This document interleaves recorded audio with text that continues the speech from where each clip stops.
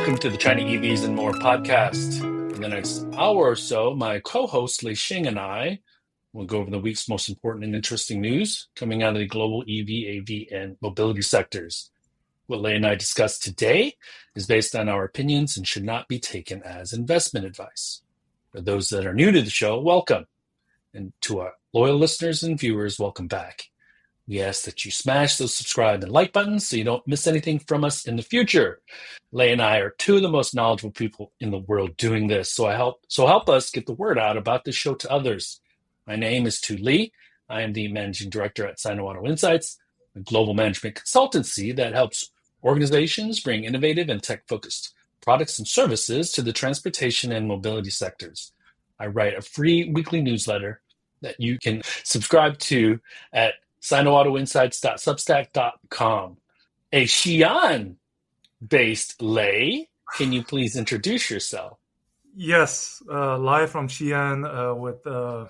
I had to ditch my family for this because they're doing the touristy stuff, so I ran back to the hotel for this episode. But yes, coming to you live from Xi'an. This is your co-host Lei Xing, former chief editor of China Auto Review, and this is episode 215. Right? Because we missed last week. 215. The Independence Day. I'm in Xi'an. Oh. A little bit about Xi'an. Yeah, history of Xi'an. What's the most important thing that most people know about Xi'an? The most important thing that people usually know about Xi'an is first of all, it's the ancient capital of China of 13 dynasties. Second of all, it's the terracotta warriors.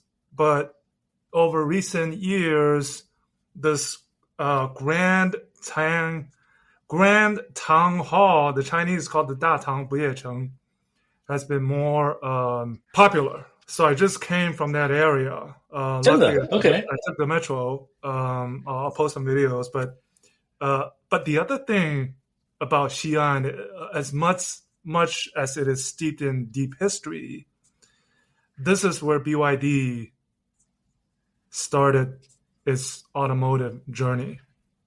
And believe it or not, the Qin, Han, Tang, Song, Yuan, the 5 dynasties are also their vehicle models. And of all those 5 dynasties, Xi'an was the ancient capital. So some correlation with Xi'an, BYD, and the automotive stuff. So it's good to kind of make the connection of why kind of BYD named their, at least the Dynasty series models the way they did. And I'll tell you what, definitely is the city of BYDs. But if we just look at what's on the streets, what do you think the second most popular brand of EVs I see on the street? What do you think it is? From my perspective, at least. Second most popular. I want to. SAIC pops into my head, but it's Tesla. After BYD, it's Tesla. The reason why is what I see the most. And so this is where we get into kind of the July sales numbers, BYD, Tesla, right? There's been some news on Elon Musk on what he's been up to. The June sales, right? June sales just came out. I'll give you a chance to kind of, jump in and we talk about the sales a little bit. Does that surprise you? It doesn't. Tesla's been very strong in China since it entered the market. Well, since Shanghai Gigafactory. But I think we're at an inflection point because they don't have any new vehicles. The U7's out. We're going to talk about the L90 and a few other cars that are coming out.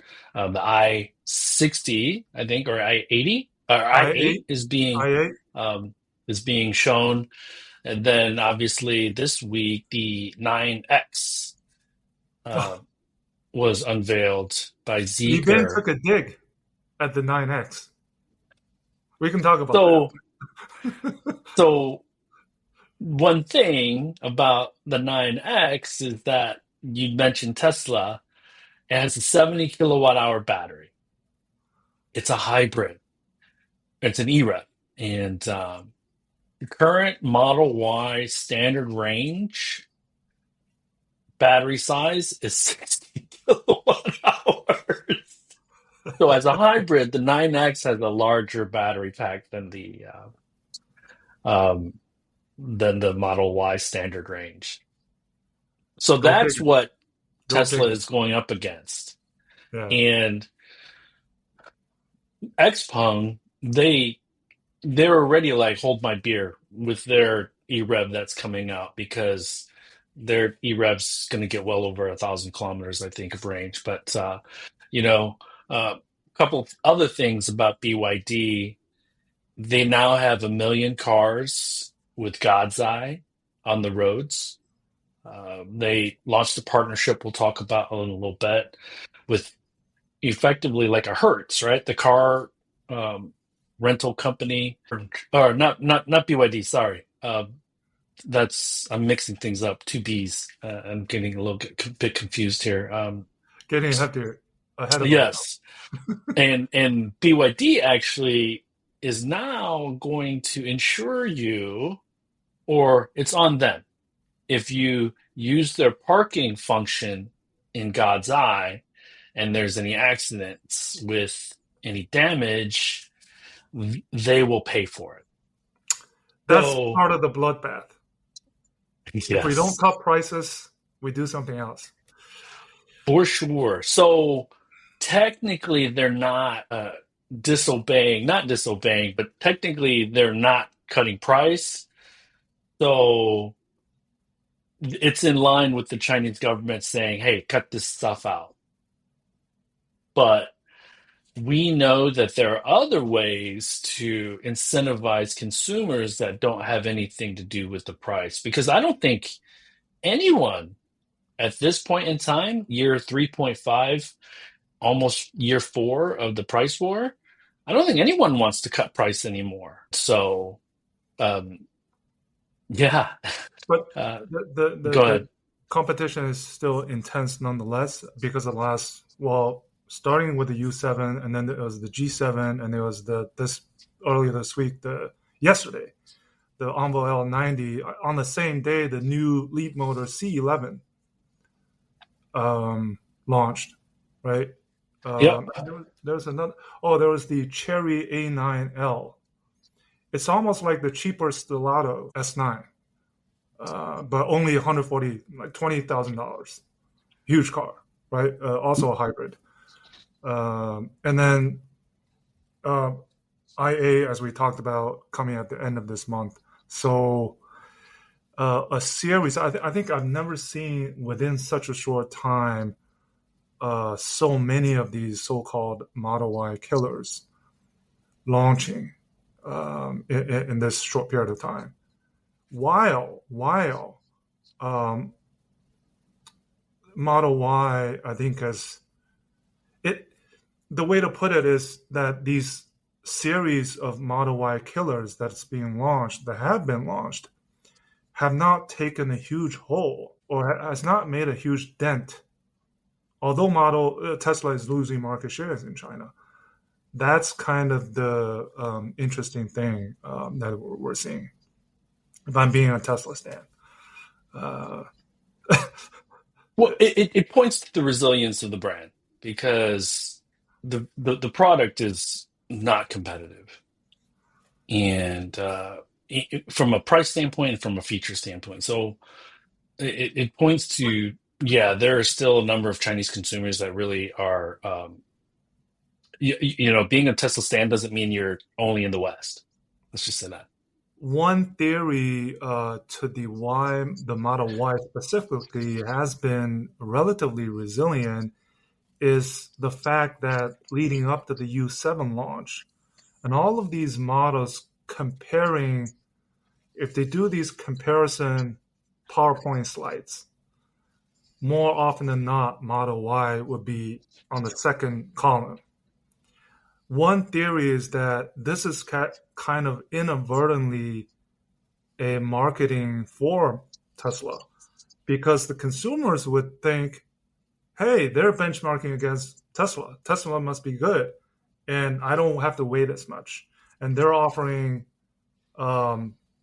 competitive financing on the vehicle. It's an Other international. companies are doing that now too, though. Yeah. I mean, Neo, the 556, and Yeah. the new Champion editions, right? I tweeted.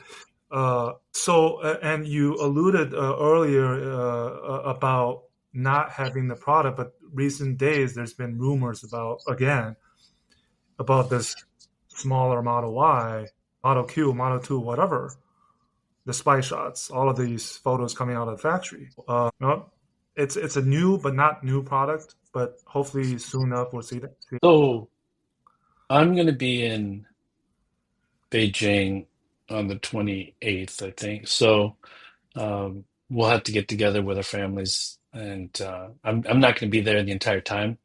My wife is going to be with the boys, but I'll need to go to Southeast Asia, Singapore for a couple days.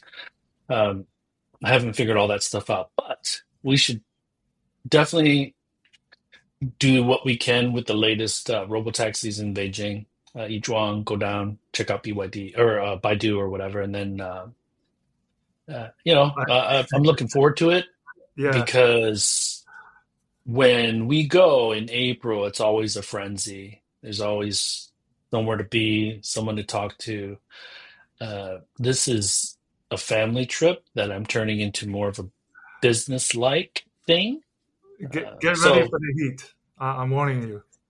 So, well, isn't it so? Which one of the four cities in China are the four furnaces? so Is Xi'an, I mean, Yes. normally we were very lucky. It was only in the low 30s. But starting today, we're leaving tomorrow, but starting today it was like 38, and it's going to be close to 40. So Xi'an is definitely one of it. Chongqing, Wuhan, and I think Nanjing are together the four. I thought it was Nanjing too. Yeah. But Beijing has been pretty Mild. humid lately. So, and I was joking. Speaking of Baidu, I was joking with Baidu PR people. You launched this, you announced this collaboration with Car Inc. But sorry, it's Wuhan only.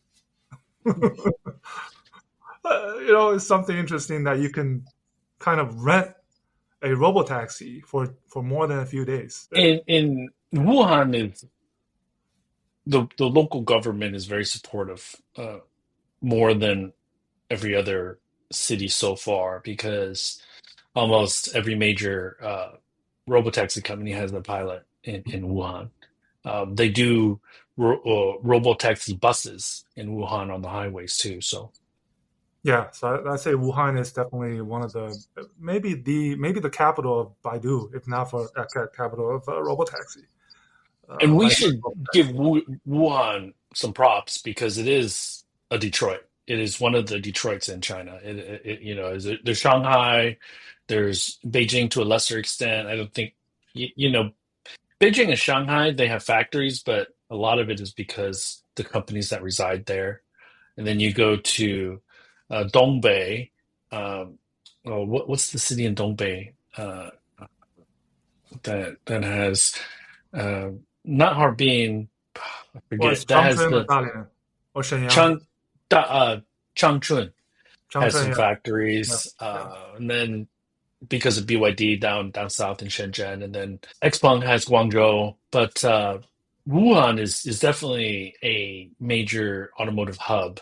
So that's also why a lot of companies, and the weather is great, generally speaking. I've never actually been to Wuhan. No, I take that back. I have been to Wuhan.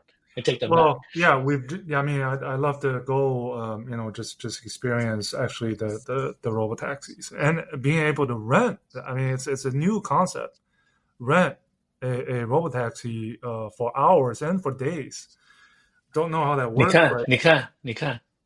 oh, okay, do it. Hey, Will, please just download the Car. Lobo Kuaipao app and then try to rent a robotaxi for a few days. And you Did can you do bring your Pocket 3, Will? Show us. Send us try to is it has it launched or they just announced it? I think it's launched. I think you can Okay. do it. You can kind of starting yesterday or But you something. probably need a uh, local because Identity card. some of the Yeah, Baidu services you yeah, can't do it if you have a foreign passport. So yeah, yeah. so Will, who's on the live stream right now, he runs a content platform called China Driven for the folks that have not seen his videos. Very Um, quirky videos. Yeah. yes, very Will is great, super knowledgeable, very opinionated. That's what we love because he's not going to sugarcoat things that he likes and the things that he doesn't like. But yeah, and so what else can we talk about? Well, yeah. I mean, the just quickly on the big numbers. I'm looking at my one of the WeChat. The June, because we're at past the midway point, which is kind of reflecting back on the first half of the year. Total auto sales over 15 million. NEV sales nearly 7 million. Auto export over 3 million. These are the big numbers. But if we think about it, second half of the year will always be higher. So 7 million first half, probably just guesstimate over 8 million in the second half. Total 15 million, which I think we talked about earlier episode. That this year China will sell as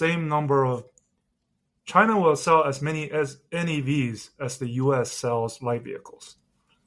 That's kind of the big picture we're looking at, and and the the 45% in the June. total China passenger vehicle market will be larger than the European and the US market combined.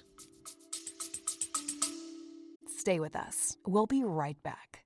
Should I be excited or afraid of AI? The answer is yes, it's both. Things are going to look so different in the next couple years. You will not be ready for the disruptions that are going to come.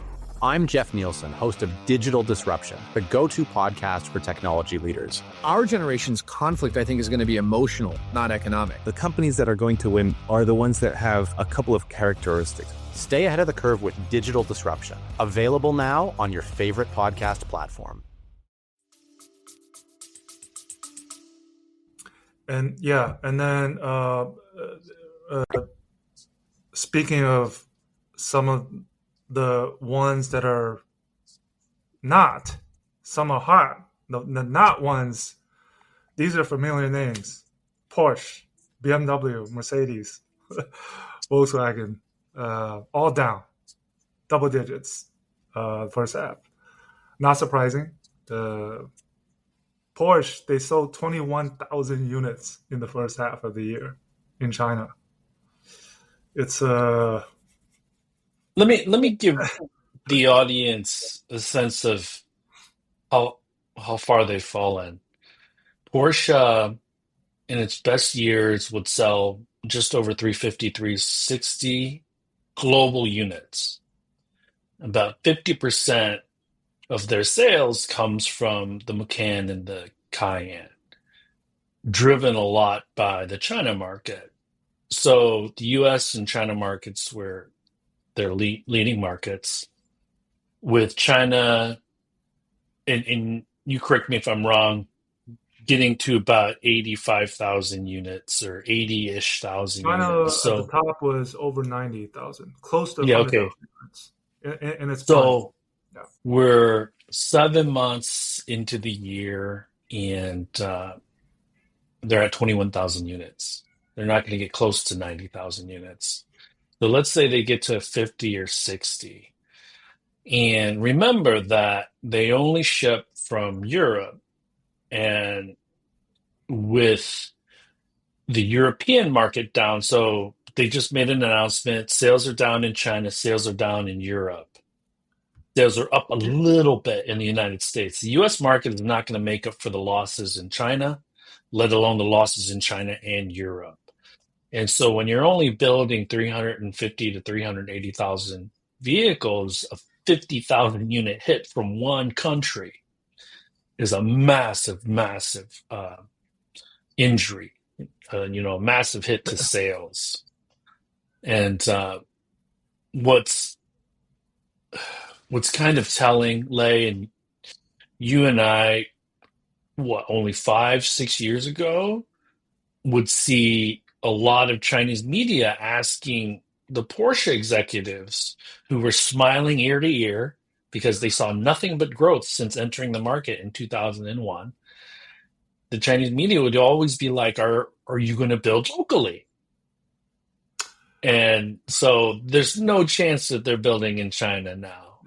They might actually have to, shut some facilities down or lower their output, their capacity. So because one of the comments that one of the previous Porsche China CEOs made back in the day was, when we get close to 100,000 units, we may consider producing locally. So they were almost. But he was just teasing. Yeah. And you talk about the injury. Well, the biggest insult to injury, the biggest salt on the wound, guess who it is? It was Xiaomi. They sold over 300,000 units in 15 months. Mostly, I'd say 99% SU7s, because they just started delivering. Well, I think we can say that they're all SU7s. The 300,000 are all SU7s. Right. But think about it. A year from now, what do you think that number is going to be when it's 30 months? I think it's going to surprise a lot of people. It may get close to 1 million. That's what we're looking at. So if everything goes smoothly.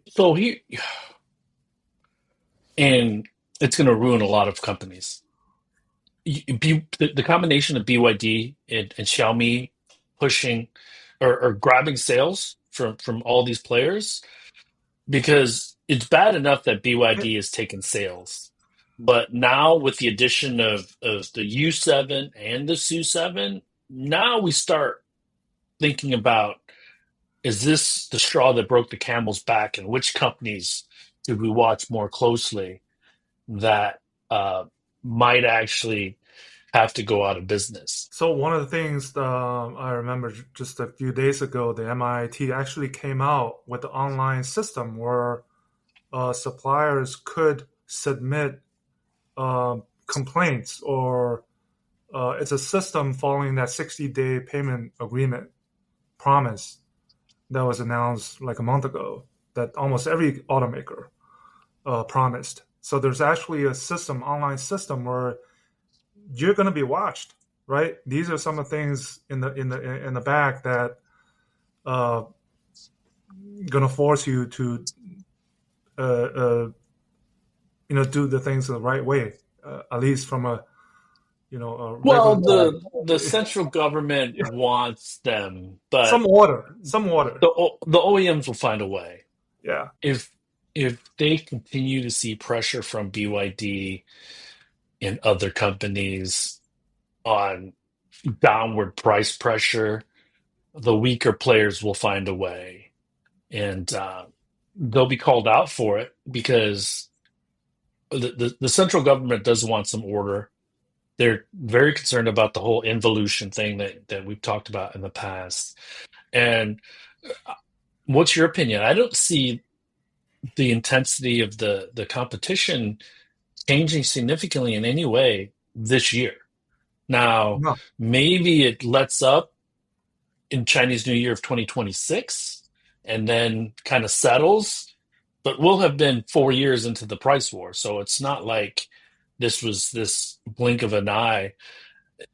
4 years of just holding on, if you're an OEM or a Chinese EV maker that's one of the weaker players, that's a long time.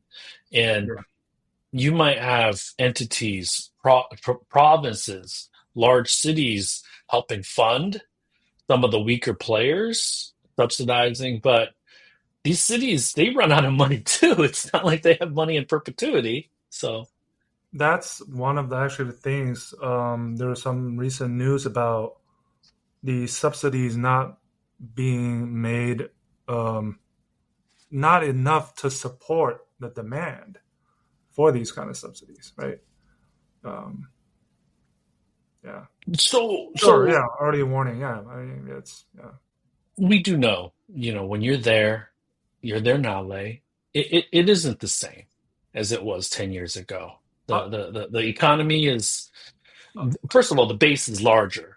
So to grow at 5-6% is much more difficult. And there is a concern amongst a lot of Chinese about being able to keep their job and things like that. So I'll tell you something. Well, this is not EV related, but having been in Xi'an the last few days, this is my third time. First time since 2019. I was a little bit of surprised that how the Xi'an is one of the most culturally diverse, vibrant, young, active city that I've ever been to. And sometimes you right, we do these touristy stuff. People mountain, people sea is the Chinese way of seeing this. Are they spending as much?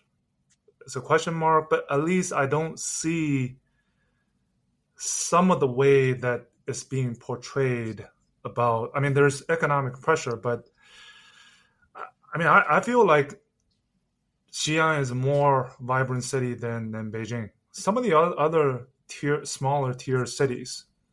The reason being, I think there's more lax control on kind of these street stalls. You don't see those anymore in Beijing, right? Just one observation that I'm throwing out there. That sometimes, hey, I could be living in Xi'an, and it's a fun city. And sometimes you feel like, the Beijing being the political capital of China is there's more kind of control on what can be done. Right. A lot of new we economy, meaning live streamers, people are on the street trying to, we're tourists, right? You want to take pictures, right? There's these photographers on the streets because Xi'an is a very historical, but also culturally, because of the history and the Grand Tong Mall that they have. the Muslim There's corridor. only one observation. So Yeah, I actually haven't been to Xi'an in quite some time, but yeah. So but Xi'an is how I would. Xi'an, put it this way, Xi'an is at the top of China's tier 2 city list, but I would say it's probably getting close to a pseudo new tier 1 city. The new tier 1 cities being Hangzhou. Hangzhou is a new tier 1 city. The tier 1 cities are Beijing, Guangzhou, Shenzhen, Shanghai, right? Beishang, Guangshen. But Xi'an I think is getting up there.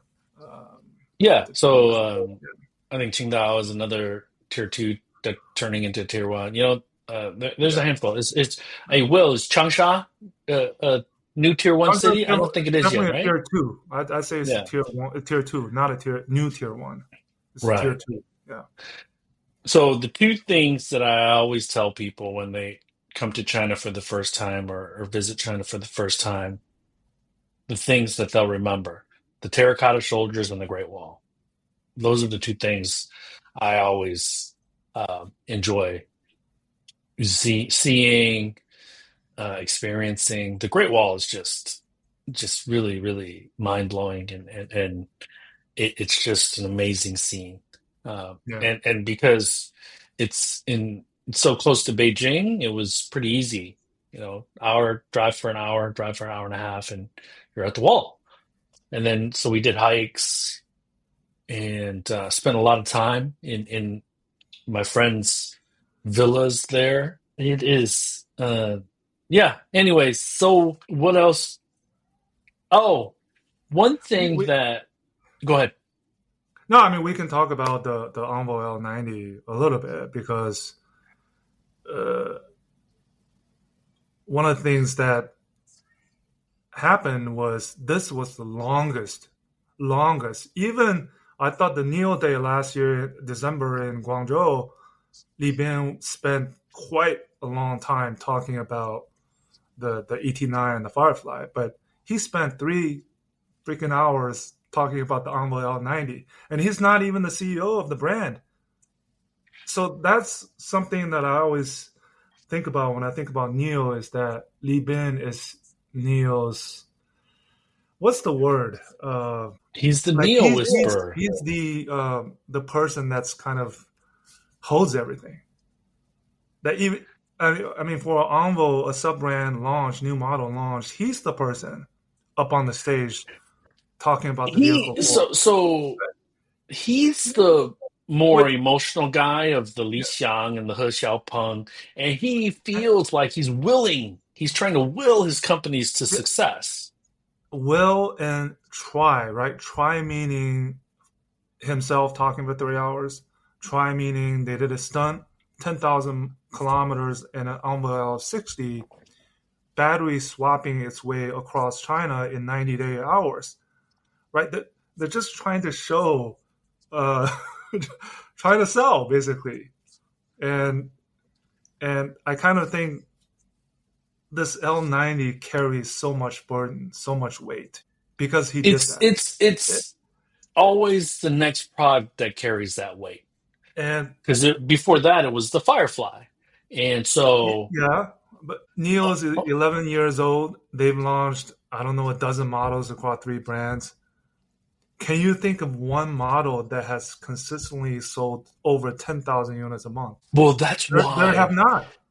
So that's why you feel for him, because he does seem like he's trying to will success into his products, and I think he's perplexed, like you and I, and China Driven and some of these other people. The products are good. It's not like, oh man, this is not going to succeed. It's a complete piece of trash. yeah, Neo vehicles are not bad. They're really good. Some of them are close to great. I think the ET9 is super super cool. I haven't driven it. I've sat inside for a bit. I'd like to drive it when I get back. But oh yeah, I think I almost feel he's like, I don't know what is going on here. Why we can't have one runaway success. And the fact that the U7 got so much, I'm sure the guys at Xpeng, I'm sure the guys at Li Auto, at Neo, they're all like,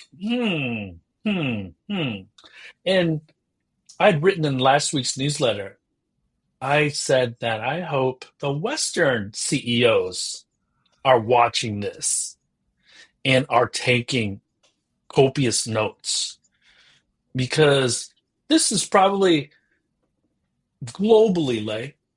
Can you think of, in the last 5 years, any other vehicle that had gotten this much ink? I can't think of one. well, Maybe a Cybertruck, but that's a large,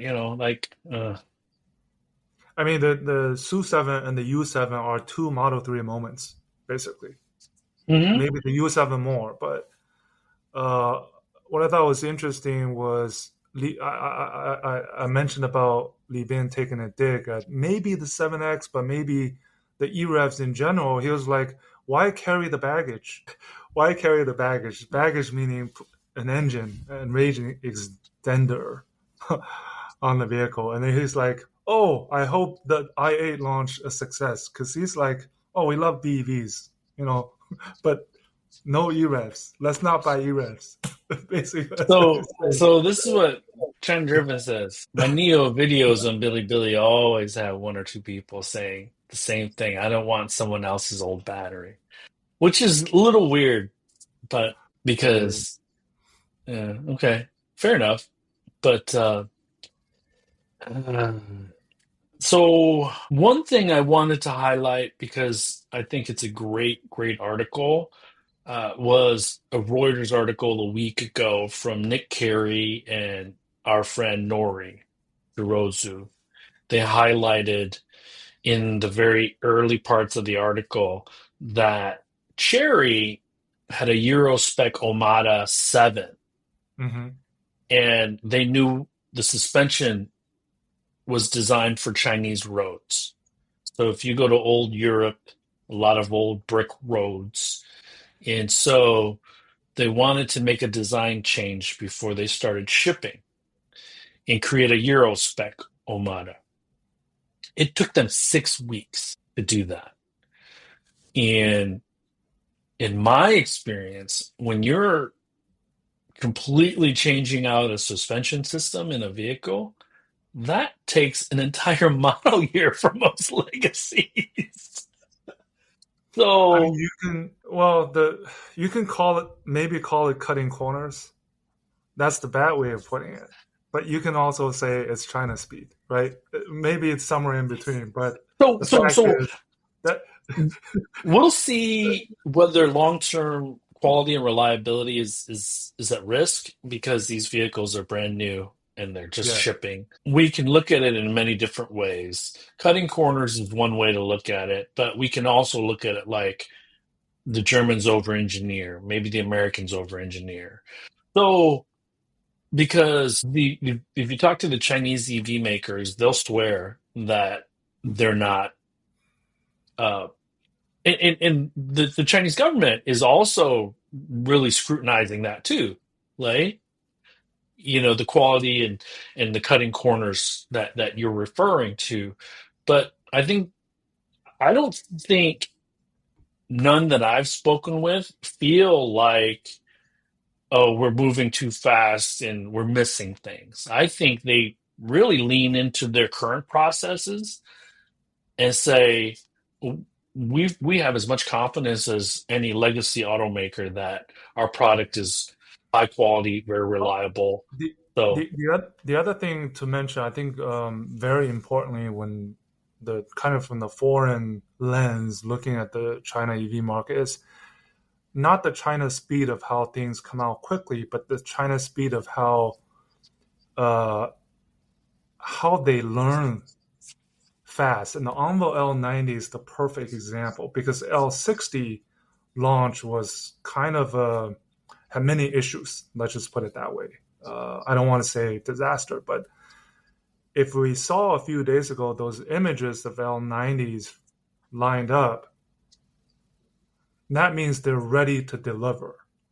The same things happened with the U7 not long after launch. Same things with the G7. And the part of the problem with the L60 was one, kind of their network, the availability of the model, and the lack of availability of the swap network. Those things are gone. So you would imagine that L90, after learning these lessons, that's why I say it should be a volume, it should be a runner, right? And that's the learn from one model's mistake and not trying to repeat it. I think you do see a lot of that in almost all of these competitors. we always have to lean back and refer back to the fact that China economically is a very young country. They didn't have these established manufacturing processes like the legacy automakers do that they rely on heavily because these processes are very rigid. They're very analog, they're very mechanical. And the vehicles that are being produced in China are not. They're complete opposite. So I almost look at it like maybe the old way is not evolving fast enough for the new type of product. Again, and Will, let me ask you pointedly, you have an ET7, you've had it now for two and a half years, almost 3 years, I think. How's the quality and reliability been for you? I haven't heard you complain about it. I haven't spoken with you in quite some time, but if you're still listening, put a comment in there because I don't hear about major quality issues from my friends who have Chinese electric vehicles. And So, do remember that whenever these new models from these brands launched, they offer significant, well, not significant, but they offer special discounts for existing owners buying additional vehicles.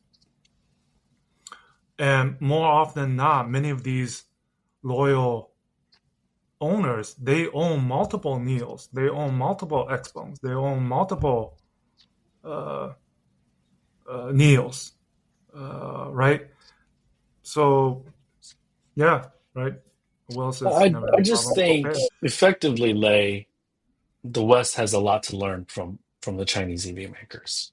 Now, whether that's a pride thing that doesn't allow them to do that, some of it is I, just a big company versus small company, nimble company, because we can't expect the General Motors to instantly adopt Apple processes and policies, Google processes and policies.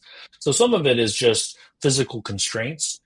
A lot of it is cultural, but some of it is also we need to point at leadership not being able to make these drastic changes either. And so, eh, look at how Mercedes learning. I'm looking at this tweet of pre-sale of the new CL8, right? The battery electric CL8. If you order by August 1st, you get a free upgrade to a different trim. If you order by September 1st, you get a lesser discount. If you order right before the launch date, you get a lesser discount. So, right, different ways to entice you to come out and purchase. one last thing I'll talk about quality, Lay, is that Western analysts and audiences and OEMs, they talk about the risk because, to your point, I don't hear that from the Western automakers, the cutting corners, but it's implied a little bit. I don't think they want to go out there and extend themselves and say that these companies are cutting corners, but it's implied. But then you point back to Ford, who's written $2 billion a year for the last 4 years in warranty issues. So don't throw stones if you live in a glass house. Your processes, your warranty costs, they need to be bulletproof if you're going to be accusing people of cutting corners and having vehicles that in 5 years from now will be falling apart because you didn't build a physical prototype for your door handle or whatever, and you didn't test it over X number of miles in the real world. I don't know what the right answer is. I'm not a technical person, but all I do know is that, again, because you and I live there so long, because we still get in these cars multiple times a year, I don't see any difference between, first of all, I think the designs are better, generally speaking, the Chinese brands. And then second of all, if you get into a Tesla, it's not great. And I would argue that the Teslas in China are built better than the Teslas in the United States. Yes. But anyways, so for those that are curious, it's a Reuters article. Nick Carey, Norihiko Shirozu, they wrote a longer piece. It's worth the read. I forget what the article is called, but it's in my newsletter for those that subscribe to the newsletter. Anything else that I wanted to talk about or bring up? But you can riff a little bit. Have you been to the Muslim Quarter yet, Lay? Yes, I have. So can you tell people what's this big deal about the Muslim Quarter? It's well, one of the things about it is that you cannot put too much control over that area of, right? And then the other thing is just the food. Yes, the food. That's what I meant. Hey, Yeah. hey, we should actually talk about this because Cui Dongshu, he said when on July The 4th, yeah, he said the one big beautiful bill is really an advantage China EV Inc. when that passed. Because Well, I wrote this, hold on a second. I wrote this in my newsletter. He said, I quote, intelligent EV models against the obsolete technology of internal combustion engine vehicles. So, and so I sent the newsletter out yesterday morning. Within an hour and a half of sending it out, I get 6 or 7 emails. This week's newsletter hits hard. And part of it is because I riffed on my agreement with Cui Dongshu about, guys, this is really, really, really going to make us uncompetitive. So, Yeah, it's the Trump stimulus, right? I think we mentioned this or joked about this earlier in the year. yeah. And the tariff thing is still very fluid. It's a roller coaster. I mean, today we agree, next day we don't. Day after we agree again. Yeah, I mean, and then I think China is just full steam ahead on the EVs. Actually, let me ask you, like, since we did not talk about this, anything stood out on the June sales side? I saw the numbers too, but anything that stood out to you? I mean, there was a strategic kind of a retrench from Li Auto because also from a managerial point of view, they kind of had a shuffle, all because they want to make sure this I-Series model launches are a success. And they made sure they have the supercharging network ready. Right, this was mentioned last year because they delayed the launch till this year. So if we look at a 1 month or 1 weekly kind of up and down, I can't draw any conclusions. Don't be like, oh my God. Summer's tough. Yeah. Summer sales numbers are tough. Yeah. So for June, usually it's higher anyways. But for some specific examples, it may not be the case. But one of Xpeng, right? First half already more than the full year 2024. Brian Gu and He Xiaopeng must be feeling pretty good. Sarah must be feeling pretty good. They're kind of on cloud nine, but well, you know, but they can only pat themselves on the back for about an hour before they need to get back at it, because what Xiaomi is doing, I know for a fact, and what I know NIO is doing is pulling in production of the L90. Li Auto's pulling in production of the i8. So Xpeng needs to be pulling in production of the G7 and make, to your point 2 weeks ago, hey, you don't have to wait a year for a U7. My car is just as good and it's available in 6 weeks. That's what they're all doing. Yeah, and also the what else was going? Oh, I'd say, speaking of BYD is actually, we're looking at their monthly numbers. At some point, it's been below 400,000 units. At some point, how do they get? If they want to get to 5.5 million, I think at some point in the second half of the year, they have to get to 500,000. Unfortunately, how do they do it?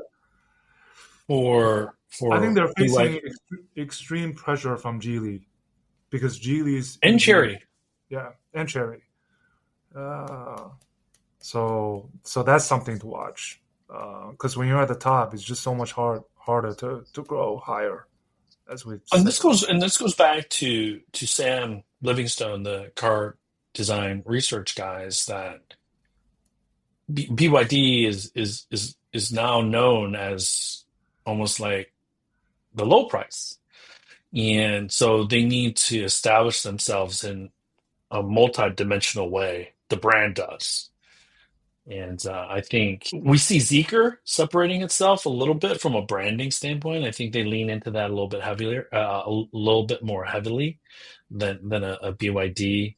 But they seem to kind of be this one-trick pony like Tesla. I'm just going to cut price again. I'm just going to cut price again. Because does God's Eye, offering God's Eye standard, does that move the needle, to your point about getting over 500,000? Does guaranteeing that you're not going to be out of pocket for any accidents using the parking feature on God's Eye? Does that move the needle? They've trained the Chinese consumer to only really buy when there's another price cut. And you could say that more broadly about the market due to the length of time that the price war has been in, but which is unfortunate because there's so much innovation going on and we don't highlight all the cool things as much as we should. We only really talk about how cutthroat and the sales numbers and stuff. I would, I'm hoping that in the next 6 or 7 months late, you and I can be like, man, we just got out of this car. This feature is great. This feature is great, as opposed to like, man, they cut price again. They're offering 7 years of free financing, blah, blah, blah. So, well, I mean, Li Bin talked about the three-row SUV L90. It's talked about three features. I forget that it's the only SUV that offers those three features at the same time. So, right, trying to be different. That'll change in 6 months, less than 6 months. Yeah. So anyways, hey, I'm about done. One thing I did want to mention is that so Joe White and I have launched a platform that is much more focused on Joe's expertise, and kind of I'll throw in a little bit of my commentary, but it's called At the Wheel for those folks that are looking more for a North American view on things. We interviewed Ed Kim recently. I just think the reason I started at Lay is because there's still a lot of uneducated folks on what's going on and how fast it needs to change. So that let's get to questions unless you have anything else. No, I'm good. Okay, so SVX, what's the market trend for EREV in China, in Europe, and its market share relationship with PHEV and EV? Is it a better option as a transition BEV? Well, here's a way to look at it.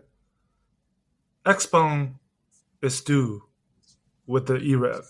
Xiaomi is due with an EREV.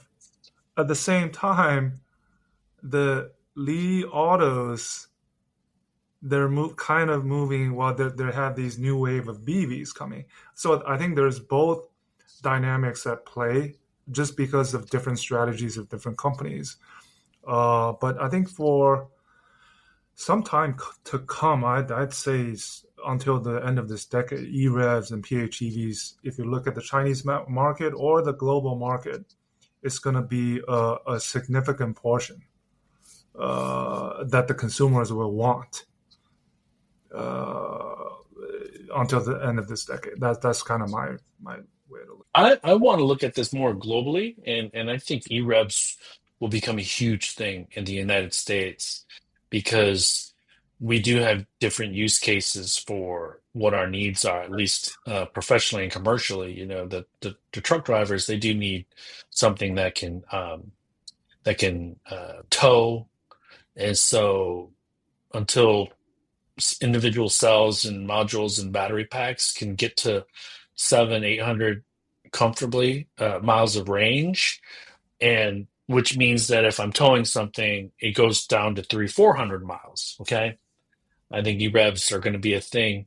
That being said, Ram is launching an EREV truck, so there'll be an initial backlash, but I think once that backlash dies down, people are going to be like, oh, this is actually pretty good. This is pretty cool. So we should see it, but where the Chinese are way ahead is their ability to design it into the vehicle. I think the Western automakers are still like, oh, let's base this on an ICE design and cram in this small engine and a battery pack. And so if you get into vehicles in the West, a lot of them still look like ICE vehicles that were Frankensteined into a clean energy vehicle, as opposed to in China, everything's a clean sheet now. And it just kind of makes sense from the moment you grab the door handle and get in the vehicle. So I think besides Neo, everybody's gonna have some sort of plug-in or EREV. And SPX, this is driven largely by Li Auto, who has had a ton of success with their EREVs and with BYD, because BYD is 60-40 split.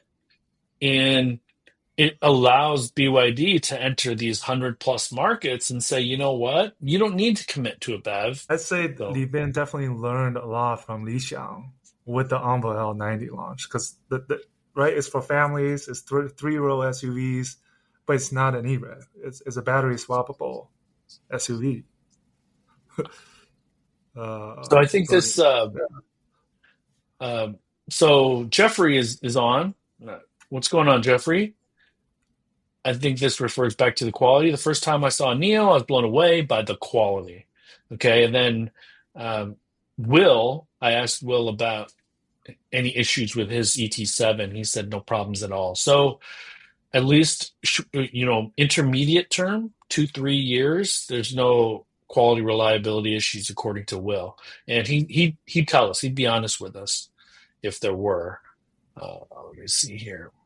Oh, one of the viral videos that the L90 showed ahead of the pre-launch yesterday was a truck hitting it from behind at 50 kilometers per hour, and it was pretty sturdy. That actually had a lot of views on that, talking about safety. Chinese brands nowadays always show that in-house standards for safety and always testing saying, that exceeds this is 5x, 10x the standard.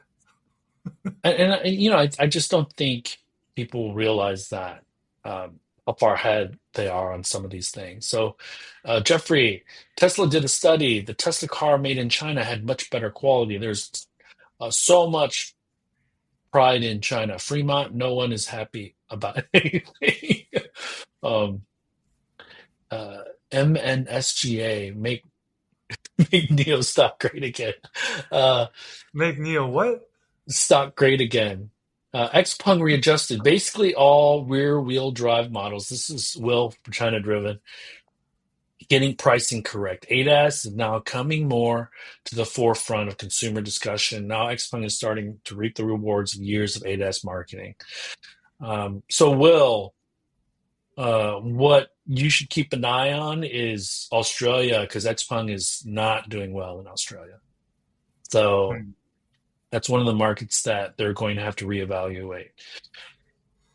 Jeffrey, keep up the awesome effort. We appreciate you both. I love the transmission tunnel with an EV battery. I think he's being sarcastic about that. I think Jeffrey's being sarcastic about that. So let me check LinkedIn real quick. Mark Wilcox, Farley recently called China an existential threat. Thoughts? So let me start with my 2 cents. He was at an Aspen conference, and that was the second time that he's mentioned, something about China. Big time.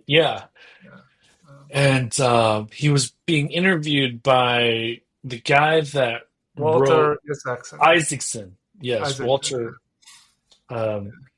And yes, he.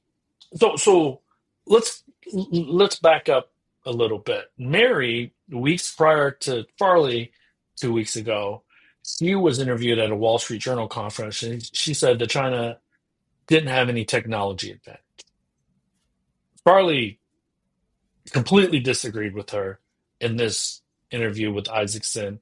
I actually linked it to my newsletter 2 weeks ago. So for those people that want to watch it in full, it's a 40-minute video that I watched on 2X. So, but it is almost exactly what I think. I agree with what Farley said needs to happen for the United States to be competitive. So if you're wondering what his thoughts are, it's definitely worth watching at 2 speed or 2.5x. And he's right. I think that Mary is being disingenuous when she says that there's no lead, there's no technology lead. There's definitely a technology lead. I do like what GM is doing, but then they announced that they're writing an $800 million check to double down on ICE vehicles too. So I don't know if you can be in no man's land like that. I don't know if you can sit in the middle and win. Maybe they're not trying to win. But what do you think about this existential threat? 100% agree. And it's not like it's just recent. It's happened probably when we started doing this podcast, or even earlier, 2021, Well, 24 years ago. let's think more broadly, Lei. Let's think about drones. What company do we think of when we think about drones? Exactly. What company do we think of when we think about our kids in social media? These are Chinese companies. That's innovation right there. Okay? And we don't think of Meta. Who uses Facebook anymore? My kids don't use Facebook. Kidding me? So it's just a broader. There needs to be a broader discussion about multiple sectors, not just the electric vehicles. So, But the thing is, for GM, specific to GM, what's happening in the US and in China is completely different, because in China, GM has Wuling, GM has the Buick, which launched this Electra brand, and they're trying to assimilate to the Chinese ecosystem very fast by incorporating Momentas, right? They're invested into Momenta, but still, which is not something they can do in the US. but they don't want Right. And the West to know what they're doing in Mary, China. So for Mary to say that, then it's conflicting. So So I'm because going she to put knows you on. what they have to do in China. I'm putting you on the spot, Lei, because Will just asked who we think the next Chinese brand that's going to be in trouble is. I saw Hengchi 5, I think. I'll post some pictures, which is like, oh, this must be one of a few hundred in China that I see. So there's Neta. Oh, who's He well, Neta is already out of the conversation, I think. Who's next? I don't know. Hypertech. I say one of these premium brands from these well-established NEV brand makers. I won't mention who, but you can kind of guess. Yeah. So that just goes to show that they're still in early innings when it comes to premium, the Chinese EV makers, and their understanding of the Chinese consumer at that price point. And they're trying to use the same strategy that they do, product introduction, all these things that they use for the mass market successfully. And we're talking about a consumer which is buying their third or fourth car. This is not likely the first car, the only car they're going to be driving. So how you market to them, how you engage with them is going to be completely different. Now, they're not necessarily much, much, much older than the Chinese consumer that buys the mass market brand or a Xiaomi SU7 or U7. Like in the West, where an S-Class buyer versus a C-Class buyer there's probably 40 years between those two market segments.